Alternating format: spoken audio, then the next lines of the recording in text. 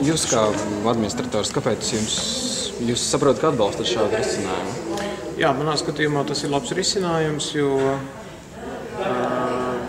relatīvi ātrā laikā pirmkārt ļauj norēķināties ar maksātnespējīgā uzņēmuma kreditoriem. Otrkārt, ļauj paglābt šo īpašumu no turpmākas stāvokļa pasliktināšanās. Un treškārt arī nodrošina kaut kādā pārskatāmā nākotnē, ka šī sanatorija, ķemeru sanatorija var atsākt saimniecisko darbību. Tur ir kaut kāda atšķirība starp to, kā ja valsts iegādājās un ja iegādājās privātais investors, tad saprotu, bija runa par kaut kādiem ķīniešiem un tā tālāk. Es domāju tā, ka ja šis pircējs nebūtu valsts vai pašvaldība vai šo institūciju veidotas kapitāla sabiedrības, tad mēs noteikti organizētu izsoli.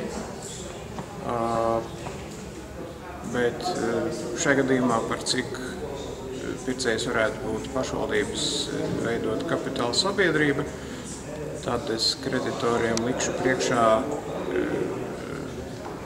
piekrist šai pārdošanai pār noteikto vērtību, mantas, piespiedu pārdošanas vērtību.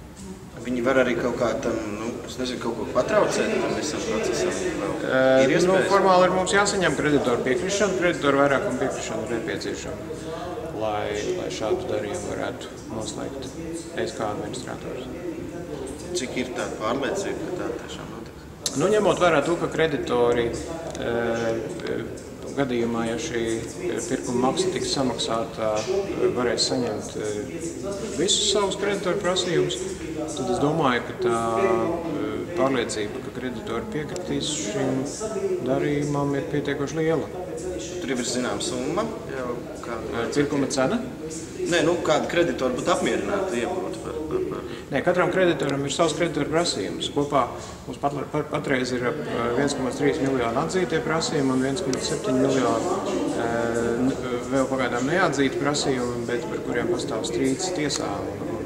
Līdz ar to šī pirkuma cena sedz kreditoru prasījums, gan viens, gan otrs. Pilnībā līdz ar to būtu loģiski no kreditoru viedokļa piekrist, bet es, protams, negribu lemt šodien kreditoru vietā. Tā ir viņa prerogatīva izteikt savu viedokli. Viņi to var izdarīt 15 dienu laikā pēc mana priekšlikuma saņemšanas. Šo priekšlikumu tad plānoju kreditoriem iesniegt nākošajā nedēļā.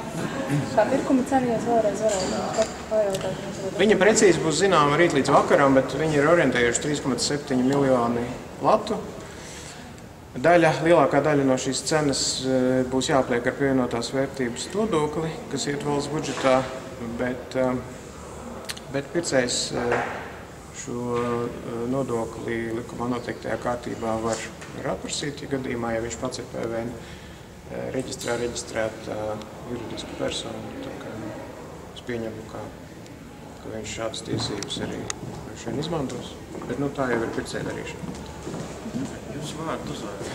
Ainārs Kreits, mēs Latvijā administrējam. Es pamēģināšu.